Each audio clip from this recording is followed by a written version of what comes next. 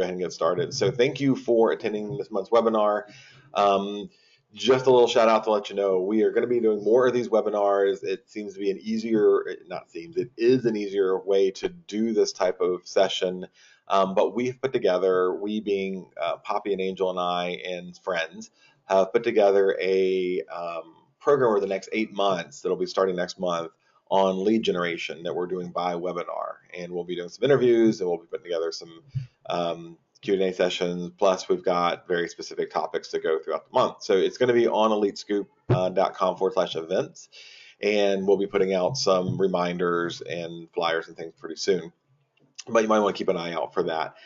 As always, we try to record them, but it's very often hit or miss with the webinar stuff and whether it records or records well. And if we can record and it records well, then we will certainly post the video online and send it out to you later. So again, there's my one and only commercial. I think everybody knows who I am, so I'm going to skip through that.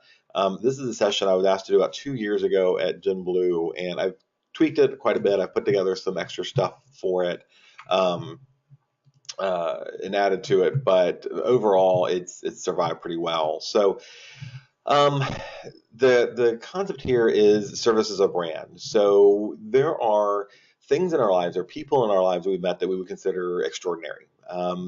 That it may be someone that you are involved with, or it may be a friend or somebody who inspired you, or at one time you heard this one thing.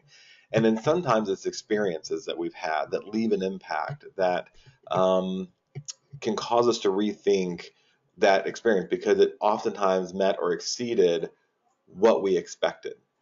And so the session that we're going to be doing this morning, and it's a brief one, we'll be here less than an hour, is simply about how to set an experience for a consumer that is in fact exceptional. And when I was practicing full time and listening and selling, I tried a ton of stuff. And my mindset all the time was that I wanted to be memorable. I wanted to have a legacy, good or bad, whether it be my quirky sense of humor, whether it be the fact that I worked harder, answered emails later, responded quicker, or all the above. I wanted that experience to be important. Now, you all know, and I think everybody here has been through a session or two with me, except for one or two of you who are new, and strap in, because I do say whatever comes to mind sometimes.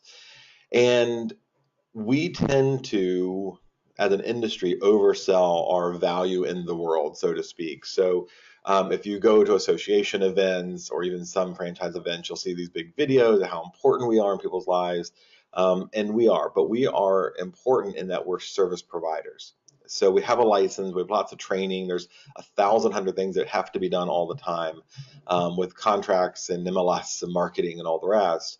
But ultimately what we're doing is serving our client, the person who hired us, who trusted us, and who invested or promised to invest in us should we do the job and complete their task.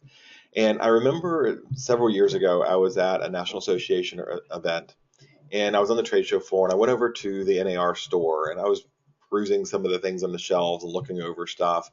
And I heard someone who, well, if you'd ever seen a movie where they were trying to make a realtor look bad, this would be that person. It was the overdone makeup, the big poofy fake hair, whatever. It was a show. And she was looking through clothing items, and there was not her size. And she turned around to the salesperson. She goes, "I can't believe that you're having this display out here, and you have everyone else's size but mine. And look, you have shirts for fat people, but you don't have shirts for me." And I'm watching this go down, and the sales clerk, very patiently, and far more patiently than I would have been, said, "Ma'am, I'm really sorry. I tell you what we can do. If you tell me what your size is and this is what you want, I will have it shipped at no cost overnight, either to your home or your hotel room. You tell me which one. You'll have it in 2 days, or 1 day, or whatever it was." And she's like, "That's not good enough. You really should be representing all the clients." And she went on and on and on. And I realized that this individual, who's probably in her early 50s, should have, by this point in her life, really understood that not everybody can meet or exceed your expectations all the time. So you're going to have people who are doing it. And this was a realtor, and it started me on this path. Matter of fact, that night I sat down and wrote a class very similar to this one and a blog post that went with it. At the time I was writing for well-established real estate blog with thousands and thousands of views. And I shared the story of this individual and the stories that came back about agents specifically, um, who thought they demanded more or were more important than they really were, was overwhelming. And we do the glamour shot photos and we do these big ad pieces and things, but ultimately it all boils down to this: that you and I are serving these folks. We have been trusted by them to help represent their interests in an incredibly important purchase in their lives. And it's going to be memorable, good or bad, um, for the rest of their lives. I don't know of a single home I don't remember purchasing or selling an experience. And we have the opportunity here to make a difference with the service that we provide and how we go about doing things. And again, for any of you who've taken my CE classes, you'll hear me say it over and over again, that in most of the transactions I've been involved in as a broker or professional standards, or any type of conflict with realtors, that ultimately what I see is a buyer who wants to buy and a seller who wants to sell, and an agent whose ego has gotten in the middle of that and made it worse than it needed to be. So our session today is going to be talking about our actual place and how we can make that experience better for the consumer who's trusted us. And I wanted to start off with my Uber experience. So this is a few years back, the first time I actually used them. I'd heard about them, I downloaded the app, I put in my credit card information. I thought this is an awesome concept. And I'm all about disruptors. So I'm all about anybody who kind of shifts the focus of any industry, especially an industry as old as the taxi service, the cab service. Because let's face it, it's hit and miss whether you get in a cab with a good driver or not. And at that point in my career, I'd started even booking private cars instead of taxis from the airport to hotels when I could do it, when wherever I was traveling to would pay for it or it was affordable, because I'd gotten really tired of the bad experiences I'd had and the unreliable services that I'd had with the taxi services. So I went to that. And then I heard about this Uber service. And I heard, oh, these are entrepreneurs. They own their own cars. They're using this app to get picked up, and it tells you when you're going to be. And it was just really, really cool. So I remember the first time that I used it, I was at the hotel, didn't know where I was going to go. It was to a private house that some realtors were getting together and having a get together, a party before a conference. And so I was at the hotel and I said, I really want to see if I want to trust this. Do I want to put my credit card information on this app? And I went to the website, and this is what I saw: that Uber's mission statement, which was right on the very front page, it was the first thing you saw, was that Uber is evolving the way the world moves. By seamlessly connecting riders and drivers through our apps, we make cities more accessible, opening up more possibilities for riders and more business for drivers. From our founding in 2009 to our launches in hundreds of cities today, Uber's rapidly expanding global presence continues to bring people and their cities closer. And I went, okay, that resonates with me. They're tying technology into a very analog system of calling a cab or waiting for one out, wherever you are, or hopefully getting it there and hopefully having a car and saying, we're going to do this and we're going to do it this way. And I went and ordered a car. And again, there was a stark difference between my historical experience with the traditional taxi cab driver whose job it was to simply get from point A to point B, often as quickly as possible. We've all seen that movie where you jump in the car, you go and step on it, and there's money in it for you, and I'll pay those tickets if you get them. And the taxi cab driver does just that. Versus getting into someone's personal car whose existence, if you will, their business existence anyways, really has to do with whether or not you're evaluating them. So if you've never had an Uber experience, give it a shot. There are cars here in Fredericksburg. But one of the big things that I've seen with the Uber drivers is that they are very well aware of the fact that at the end of the ride, you're going to get an opportunity to grade them from 1 to 5 stars. And if they do get less than 3 stars, you may not know this, but Uber Corporation will have a counseling session with the driver. And if they do it twice, if in a certain period of time they fall below 3 stars, they may even lose their privilege of working for the company or right to work for the company. So when I got in that first car, I got in, and the driver, before we even got started, and we were only going a few miles away, and they know that when they pick you up, they know where your destination is. We were only going maybe 5, 6 miles away. He had a basket of snacks, and he turned for the pull in the front seat and gave them to us in the back. He had bottles of water for us, and he even said, "Hey, feel free to take that water. And what's your favorite kind of music?" And he had the XM radio up there, and he hit the favorite type. Of course, when we got in the car, the person I was riding with myself had starkly different tastes in music. So the driver says, "Okay, I'm going to go with," and it was, whoever else was in the car. I guess they looked like they were more important. But he also had a car charger, and I said, "Oh, okay." I'm sitting in the car. I'm going, "Great. This is kind of sort of what I just used to do when I was working with buyers. I would have a 12 pack or 24 pack, whatever, a water in the back seat. I had trail mix. I had snacks. I had car chargers that were tied into the back seat and the front seat of different types of models for charging. And then I would ask them what kind of music they listened to. And if they said country, I would abruptly stop the car, make them get out and drive their own car. But everything else we would find, and I knew the stations. I actually had a little written card in my centerpiece of my car at the time, as to which channels I could get to quickly on the satellite radio to accommodate them, because I wanted to set an environment, even from the car ride while riding, of it being about them and them being the center point of this transaction.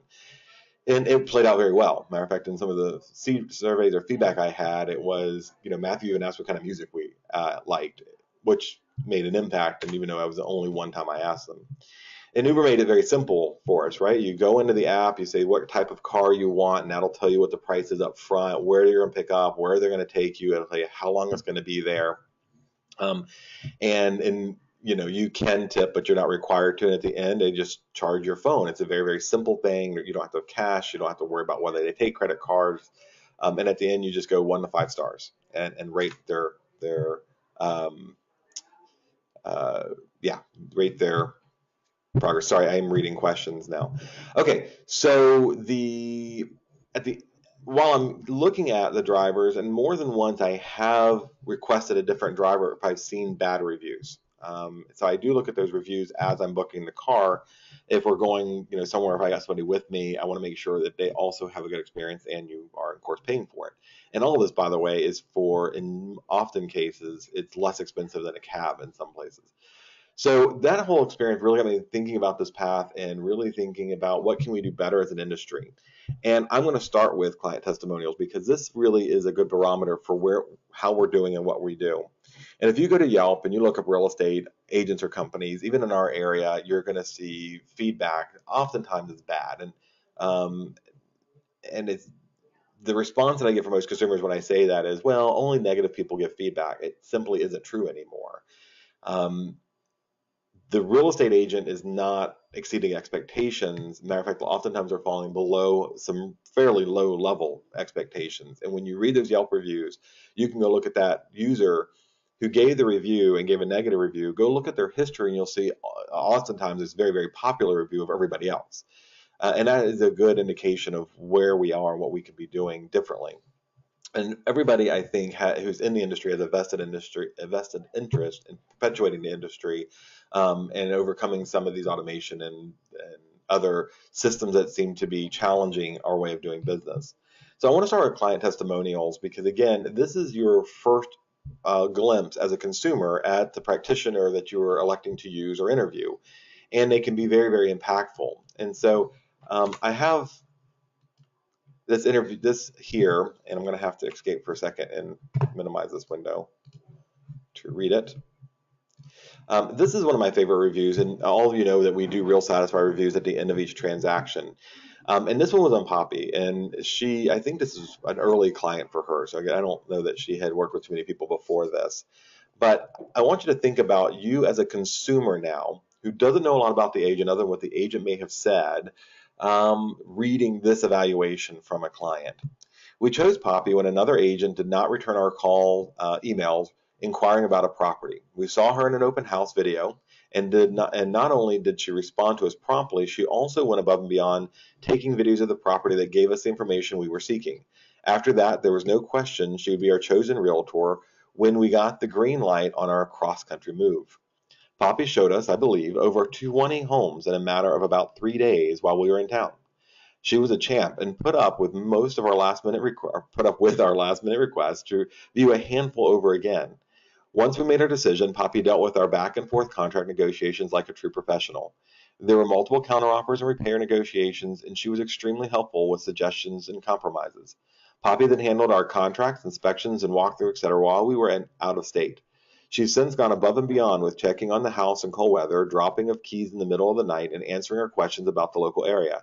She's always prompt and reliable. We will be sending her many referrals and contacting her when it's time to sell.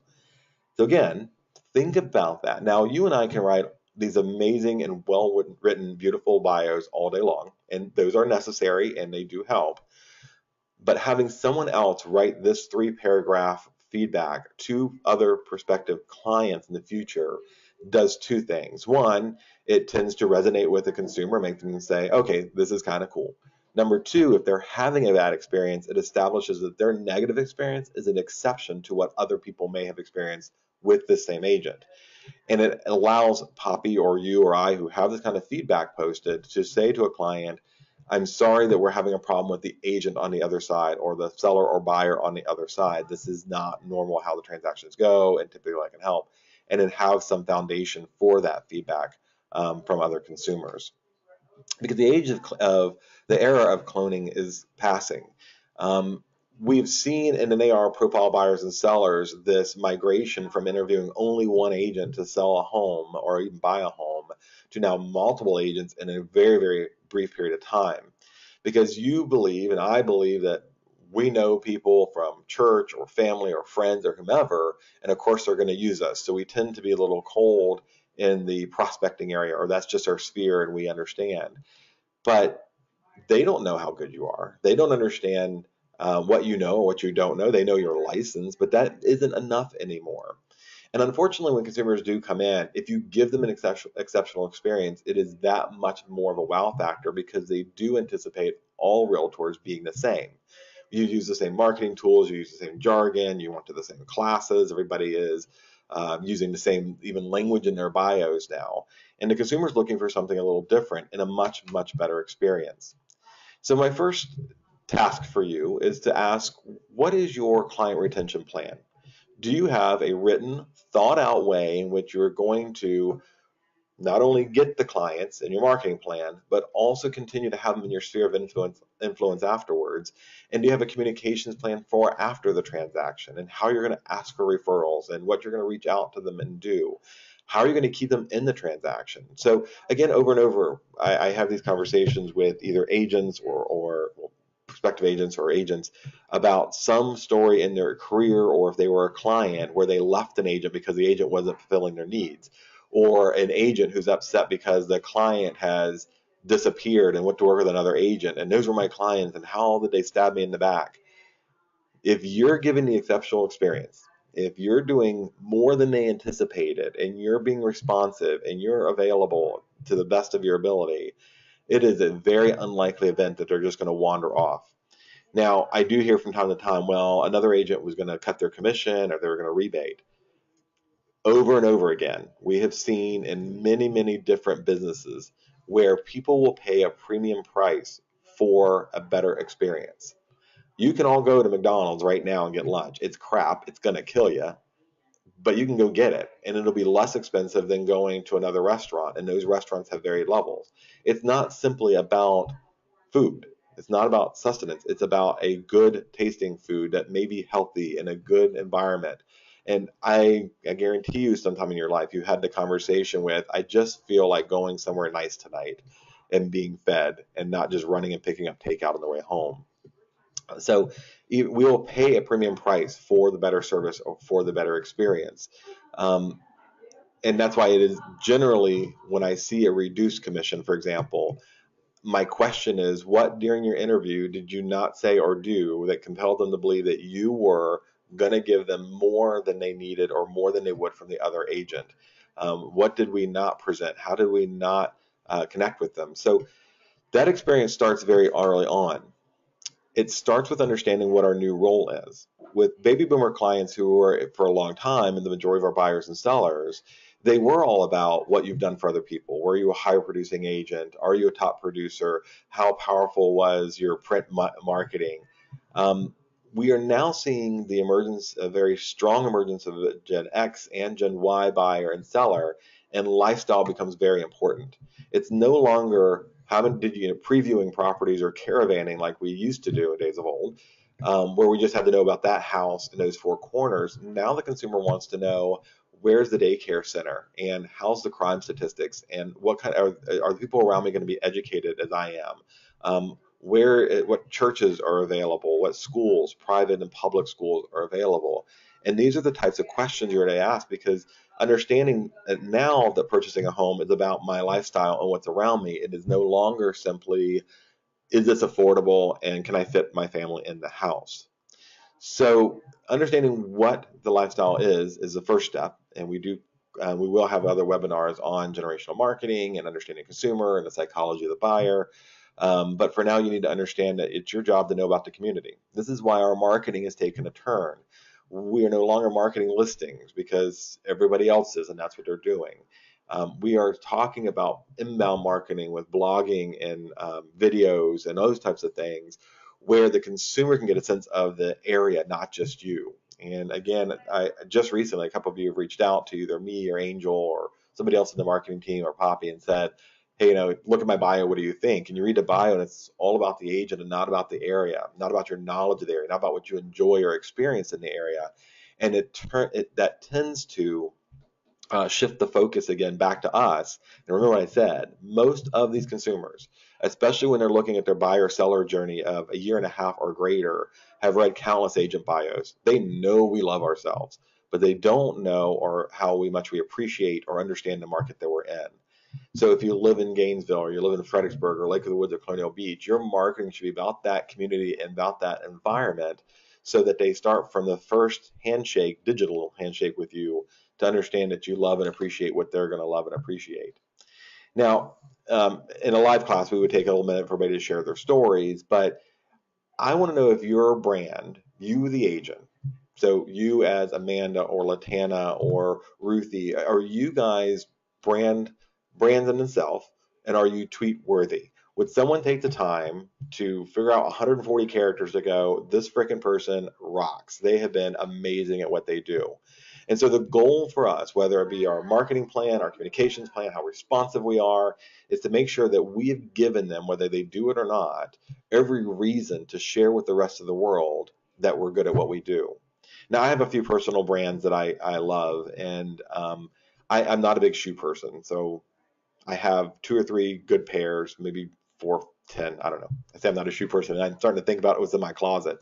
Um, but I am a brand person. And so I will look at, for example, Zappos. If you haven't had that experience of shopping with them, the ability for them to say up to 30 days, whether you've worn them or not, you can send them back. That takes a huge amount of risk off of me of the online shopping experience. If you've called them, and I have, I ordered shoes that they got them, they did not fit well, they didn't look as good as I thought online, and they do carry quality stuff, but it just didn't fit me.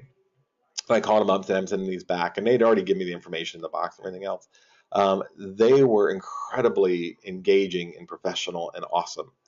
And I really enjoyed my experience with them, and that's probably where I'll go ordering shoes from now on. And then we have, and I'm going to skip Apple for a minute, come back to it. Then I have Southwest Airlines. It's a little bit more expensive, but the ability to check in my app and the order in which you check in is how you get organized. And the first one to check in gets the best seat. And the fact that they let their steward and stewardesses just freehand whatever announcements they're going to make, and that they're funny and often engaging. Um, that resonates with me, because that's an experience with paying a little extra for, when I can use my app and I can enjoy the person who's giving me that, once again, boring ass conversation about here's how you fasten a seatbelt. I don't need all that. And the flights are just better, and they're just more enjoyable, and some of the services they have and the people that they have employed there have always been a much better experience for me. Amazon, of course, I love. Whatever I need is there. They let me do wish lists. They remind me when things get cheaper. There's a whole bunch of good features there. Marriott, of course, my favorite hotel chain right now, just because my experiences have always been better in for a decent price. And then Disney. So we've been to Disney a few times, and I also, after my first trip to Disney, I took a class from one of the people at Disney who's responsible for customer service and the nuance of things that they would do in research. If you've never been there, you've probably heard about the 2-finger approach. So instead of giving directions with 1 finger, which can be rude in some cultures, they use 2 fingers when they're giving directions, because they found and did the research to find that consumers just that resonated with them better, that their guests there. If you ever have a problem, you're gonna get help, and it's gonna be amazing. And every staff member, from the janitors up to the managers, are all responsible for your experience. They take personal responsibility for your experience. If something's wrong, they aren't going to tell you, oh, go check in at the first aid station, or here's where the manager is. They will walk you there and sit with you until the problem's resolved or they're dismissed. And it's just a huge culture that they have got, a mindset that they've been put in. And then we have Apple. Now, Apple's a little funny here. I love the products, absolutely love the products. And I will talk about how much I love them. And anybody who's taking the class knows I'm going to talk about them because they work seamlessly, because they're a different way of thinking. But I don't really necessarily like the company. I don't necessarily agree with some of the beliefs, and then they decide to get a little too involved in social stuff, where I just want them to build computers. And I can appreciate part, but not the rest. But I will tell you that over time, I've become less fanatical about the company the more I found out about how they're working and the direction that they're going now and how they treat their employees. And so I feel sometimes like I have to be a little bit more bashful, not that I've ever bashful, but a little bit more reserved about how much I evangelize their products because of what the way it's coming out, how they treat their employees and some things they've done. So these types of shifts and changes are all experience based, and I will be one of those people to say I'm going to pay a little extra for the better service, although most of these services you can also get a good rate. But I'm also going to feel disheartened when I have a bad experience. So, for example, having invested in the equipment for Apple and bought almost everything they've ever put out there in the time frames that I've been there, I now feel like I have to be more, again, more reserved, but I also feel like I am less likely to yell and scream about them in the future. So I feel like there's some accountability and some connection there. So those are important things to remember when you're building a brand, that you have to continue the experience. It can't be one and done. You can't say, I did a great job in that first showing, that first interview, and boom, I'm done for the rest of the time, because people will get leery of that. So think about your last experience and what made it better, what made it different. And oftentimes you'll find it exceeded your expectations, or things were done you didn't expect. But my question here is, when's the last time you asked your client? So we coach you when we do classes on and listing appointments or buyer appointments to ask what your past experiences have been. Tell us about an experience you had that wasn't so good or so great with another agent. And we would we would teach you to ask that question with the hopes of making sure you could identify if it's something that was out of the agent's control and the consumer was just had higher expectations they needed to, or to make sure you don't do that thing that they didn't like the other agent did. But I'm going to tell you to take it a different direction and keep it very positive and ask that client, what would you like me to do that is beyond what is the norm for an agent? What are your expectations for me in this role? And if you start shifting that to a positive way of approaching it, you're going to find they'll share with you the negatives they had in the past. And I worked with an agent one time, and they weren't responsive. It'd be great if you could just answer my phone, right? That's pathetic, right? Just answer the call. And this gives you the opportunity to go through almost a quick questionnaire and go, so how often do you think would be appropriate for us to communicate? Not, oh, I'm going to call you every single Thursday, which is what we do. We reach out to our clients every Thursday. The question should be, what do you anticipate me doing? What would work for you? And if they say, if you could just give me a heads up, maybe once a month or twice a month about the status of my listing, you go, you know what? But I call you every week. You've built and already said and made it a promise to exceed that expectation. Chris Berggren, who's an awesome author and really has a huge following online, made the statement I pulled out of a book I read called Trust Agents. It says people who connect and build fluid relationships are trust agents. People want to connect with you. They want you to be their superhero. They're hiring you to help them in a complicated transaction they don't think they can handle on their own. So here's a couple things to help you get started. First of all, just be responsive. You're going to win business if you can respond in a quick period of time. Matter of fact, we know if an online lead, it's 15 minutes after it. And again, it's a mindset thing for you and I.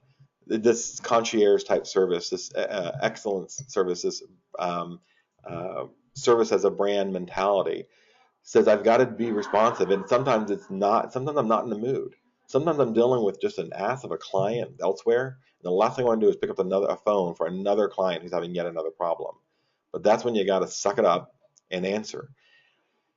Or you're doing 20 things. You've got 15 things going on tonight that you've got to get organized for that listing presentation, and up on your computer pops another lead for another property. And you have to make the decision of either I'm too busy for this, but I don't want this person to just disappear. Do I refer to somebody else, or do I call them or email them and say, I've got you. I'm going to get the information together. Give me some time and I'll get a call to you. Do you have a system in place that can make you responsive quickly and automated? And in our last session, 2 sessions ago, webinars ago, and you can go find the video on Elite Scoop, we did a session on online engagement and conversion, and we talk about all the tools to be responsive. So responsiveness is incredibly important to ensure that we're showing them from the very beginning that they don't have to wait a day or two. And the average response time for real estate agent inquiry is 32 hours. The client's expecting 15 minutes. You and I are making wait 32 hours. Have meaningful and personal email intros. It is, if you get a robot intro, you've dismissed it. You know it, I know it. If you get something that's clearly pre-written, it's just a placeholder to put me off, you're going to understand. So from your bio to your emails to your text messages, they should be very personal and very personable, and always give the opportunity to engage a different way. Hey, thanks for your email. Would you prefer a phone call? Would you prefer a video meeting? Would you prefer to go get coffee? Let us know. Your email intro, again, the video introduction, make it personal and make it about them. And I don't believe that I do everything 100% right, but I do think that I have tried enough things in the little lab over the years to say I know what works and what doesn't. And when I shifted my video bio from it's all about me to it's here's what this means to you and it's about you. And when we've done other videos about, and just recently we did something about installing smart homes in your house, or this is what that home means, or here's what you should expect when you're going to new construction. And we made it about services to them without holding back, without making them register or call us for more information. We have seen a much better response from those clients. And they do watch the videos and they do read your bios. If you do those things well and you meet with a client, they're going to bring up stuff they would only have gotten from those 2 sources. Present a resume.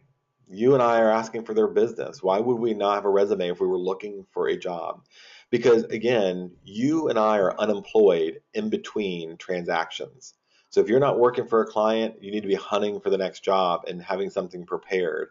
And I know most of you agree, if you had a son or daughter who was quitting a job without another one to go to, you would think them crazy and think that you totally failed as a parent because you hadn't trained them better to have stability.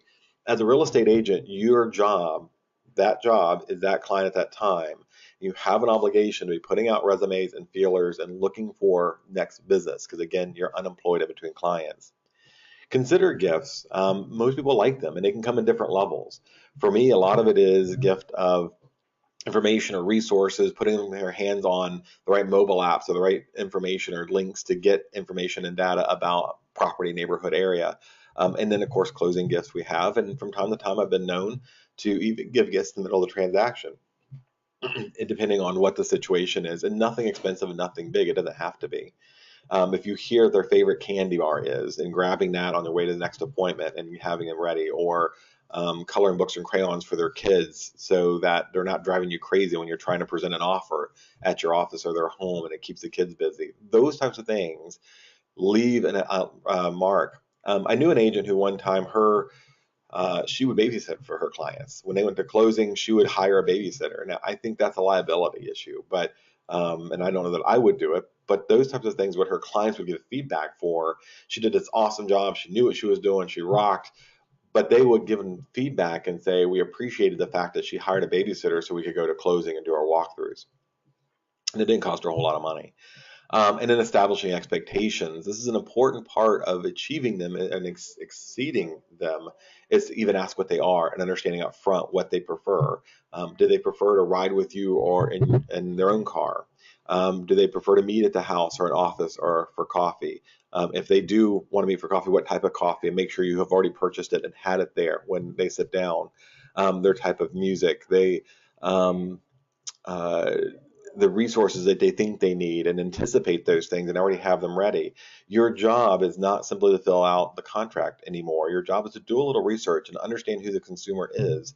This is why I love the mantra of Jen Blue from Coldwell Banker, that we are to be trained in how to handle different generations of clients. And that's why we give you all the resources we do to understand those. And we have classes scheduled to talk about how to serve and understand different generations. Yesterday, I was speaking to an agent. She called me up about a different problem. Wasn't one of our Coldwell Banker lead agents. And she said, I absolutely hate working with anyone under the age of 55. And I went, well, that's going to be really tough for you in the future when that's your emerging client, right? Not your emerging, that's your current client base. And I said, why? She goes, I don't like the way they think or act. I don't like how demanding they are. When you start really looking at where all that was rooted in, it was rooted in their parents, of course, their parents' generation. But why wouldn't they deserve for us to be responsive? What is so unfair or so um, bad about them saying, if I text you at 9 in the morning, I expect a response by noon? There's nothing wrong with that. They don't know what's going on in your day. And for most of us, most Gen X and Gen Y have been raised in a world where everything you want is there right now. And it can be, I will tell you, it can be frustrating to not find what you want or need if you think it should be available. I was shared in other classes. One of the resources, one of the things that I did was put together pre-meeting buyer emails and seller emails and post ratification, and everything is to answer what's next. What do I expect at the meeting? What do I expect from the clients? What's reasonable for the seller? What happens afterwards? Because the single most frustrating thing that consumers go through, and the single thing we can do to be exceptional, is to let them know what the expectations are and what's next. We work in a responsive world, you and I, but our clients don't deserve to be in a responsive world. In other words, they don't need to have to only know what to do next when it's time to do it, as opposed to saying, here's what you should anticipate, and be cool about the fact that if it doesn't go as anticipated, that was anticipated to by us, but it doesn't normally happen that way. So we have a plan. We just didn't share with you up front because that happened. For example, EMD. I don't talk to them about, here's the 16 ways your EMD can get back to you. I'll just tell them there are mechanisms, because hopefully that won't get there. All right. Your video introduction, I mentioned this earlier. This should be personal and engaging, and I like them. Mine is actually done in a classroom in one of our offices, but the bookshelf makes it look kind of like a living room because Angel and the crew put that together, and it looked amazing. And I said, that's what we're going to do. I like them even better when they're outside of the office, out in a park in the city, or a community area, or something in your area that is more personal. It shows you in the world, and in the world you're going to be in with them. But then have a story that is engaging. It's about them and about what you can do to help them out. Set the environment. When you choose somewhere to meet somewhere that is comfortable for them. So if it's not in their house, which is okay, um, think about them first. Anticipate that they are probably going to want a bottle of water, or they're bringing their kids, so you should have some crayons and a coloring book or things for them to do while you're there for an hour and a half. Think about involving that family, and that is a really, really big one for a lot of people.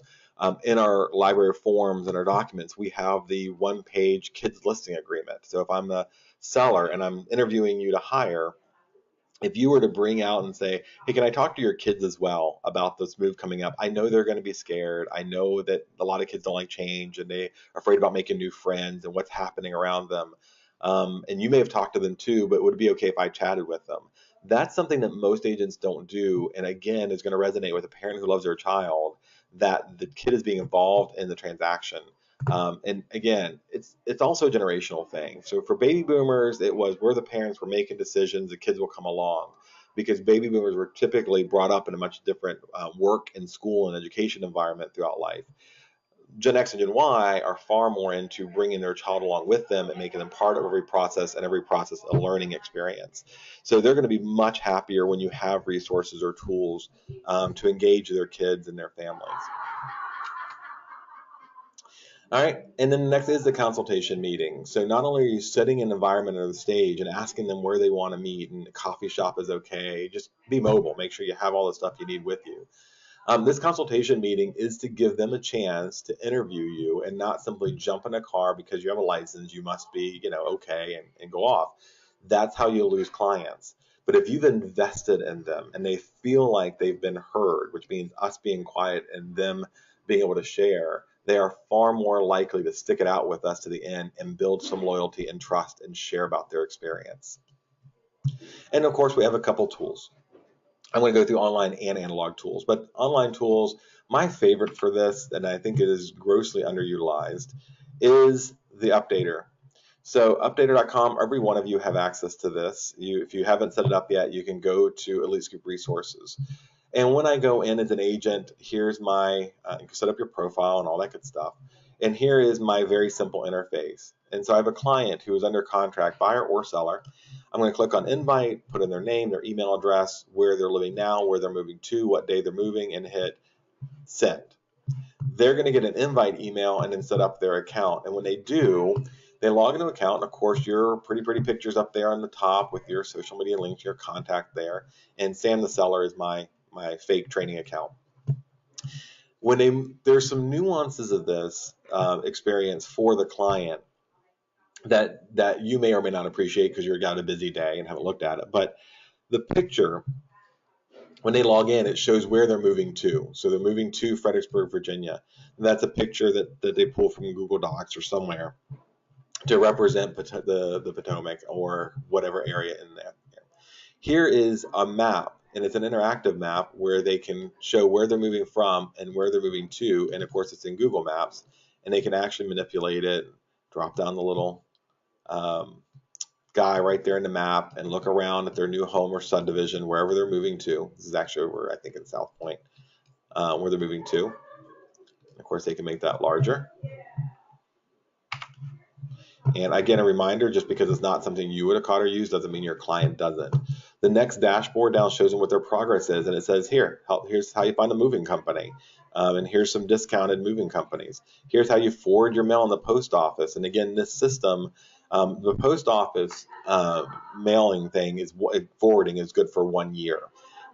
This automatically renews in the year, and it sends them an email on your behalf saying, "Hey, I've upgraded." I've renewed your forwarding for yet another year. Don't worry about it. I've taken care of it. The system does it for you as an agent, by the way, which shows you're thinking about them a year later. And this one updates all their other accounts, even their banks. They can notify address changes to banks and common places that they do business. They can have their utilities connected here, and it'll give them a list of what utility companies are available for the destination they're moving to, and I believe, where they're moving to. They can schedule home services. There's concierge services. This they have to pay for if they want it, for people to actually come over and hook up all that stuff inside their house. There are the move-in offers, and some of those are really good. I love used cardboard boxes. They can go there, and it shows a discount coming from this link. They can tell them it's a 4-bedroom house, and it'll say, okay, if it's a 4-bedroom house, on average, you're going to need 15 pounds of moving paper, 6 tape rolls, 1 dispenser, 4 cutters, 4 markers, 10 extra large boxes, 25 boxes, 45 medium boxes for $200.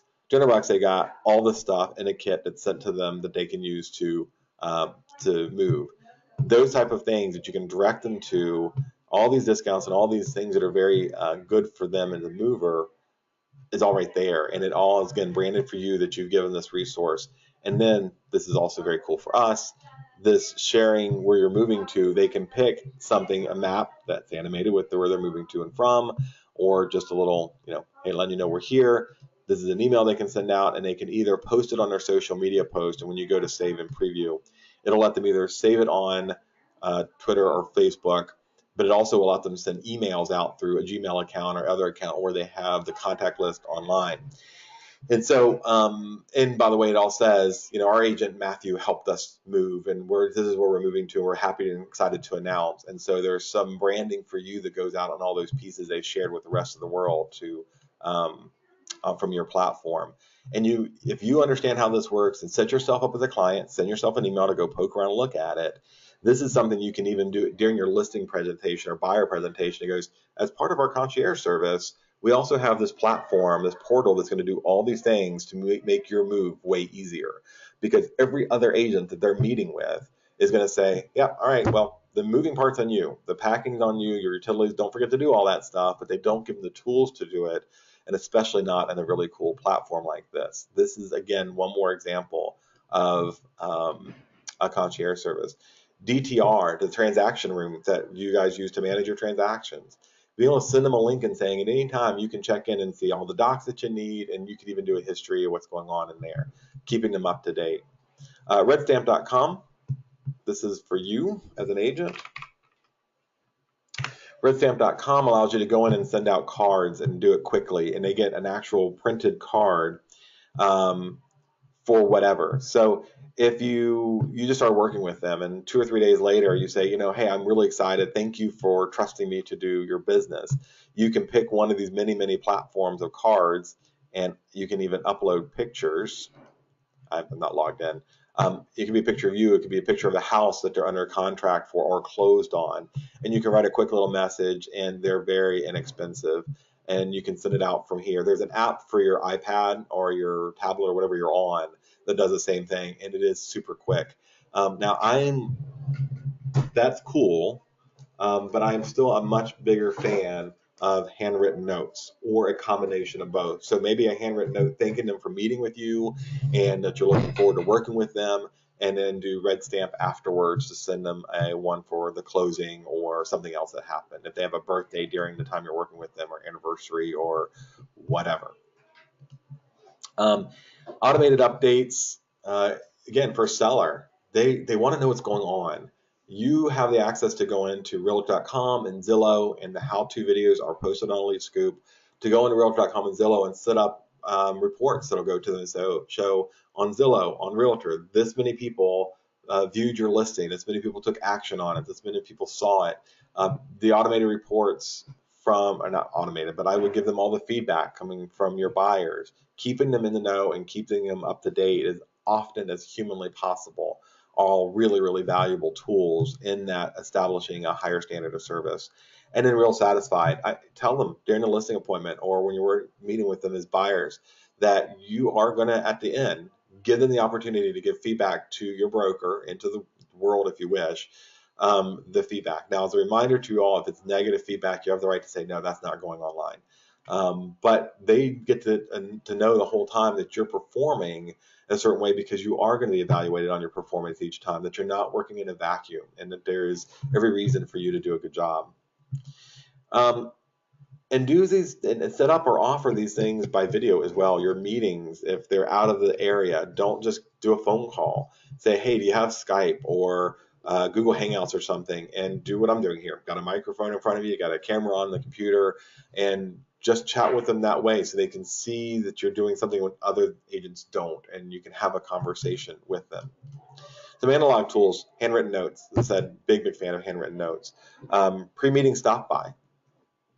I know we're meeting on Thursday for our listing appointment. It's Tuesday. Stop by.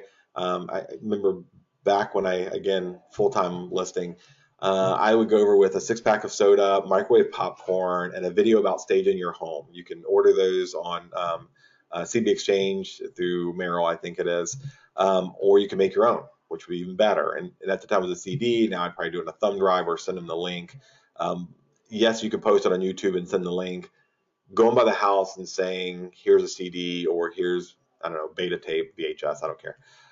Something they can look at before your meeting, and have in there a packet with your resume and a brochure about your marketing, and maybe some portions of the Cloud CMA, to physically put something in their hand before the meeting.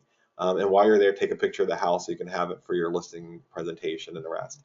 But just to know that you're taking it serious and you're doing that extra step beforehand, doesn't take a lot of time for the meeting. Again, gifts we've talked about, weekly phone calls, and tell them what to anticipate. I'm going to call you each week on Thursday morning between 9 and 12, or I'm going to send you an email, whatever works for them, letting you know what's going on, even if there's nothing going on. Make sure they have checklists. Make sure they know what to anticipate in the transaction. Make sure you know what to anticipate in the transaction. Gift cards, baskets as closing gifts, whatever it is that you want to send them. Seller parties or client parties are just another way to go over the top. And again, I've talked about this in other classes, but that everybody does an open house or broker open, or at least promises it, whether they really do it or not. What if you were to get together with some Pampered Chef people and just do a house party at the seller's house and invite the seller's friends and the Pampered Chef people and your clients instead of just doing a Sunday open. Know you're going to get people in there and show the seller that you're doing something a little different. That's just one of many examples of ways to set a different standard and do something a little out of the box for them. And then just anticipate the client's needs. Know what the client's looking for before they know. Really sit down and think about who your client is. Listen to every client you've worked with and think each time at the end of every transaction you close, what could I have done differently to connect with them better, to been a better resource? You and I know what we do every day, all the time. And we know we work really hard, and we know we take those fretful phone calls at 10:30 at night when they can't close the next day, or they're scared to death of what's going on in the transaction. They think some of that's routine, and most of us hide some of that stuff from them fairly well. Start to be more outgoing about what their needs are, and that you understand that they need X, Y, and Z, but here's some other things you do, and let them know ahead of time what that is. And I'm going to close with this quote from Walt Disney: "Do what you do so well that they will want to see it again and bring their friends."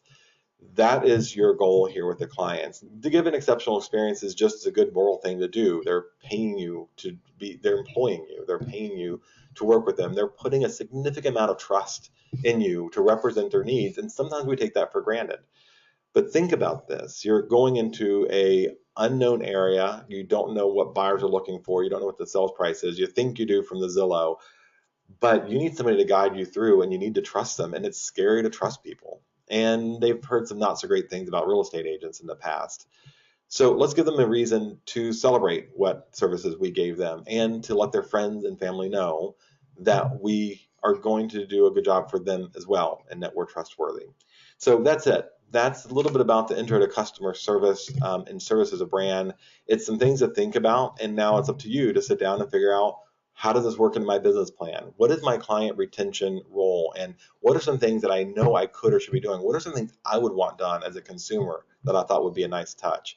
What about having pizza delivered to my house the day of closing, so that while we're painting and moving in, I don't have to worry about feeding my movers and everybody else? What about meeting with the whole family instead of just mom and dad when a big move's coming in?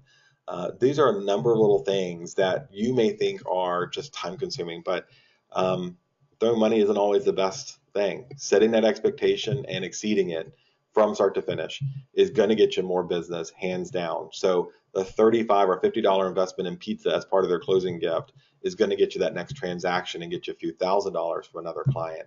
So think about those things. If you have any questions, let me know. And if you have any good ideas, if you think of stuff that, hey, this is a great thing, I think I'm doing it, and you want to share, give us a shout out. We are going to be putting together some panels and some testimonials from agents and of things that have been done and sharing those in the group. And always with collaboration.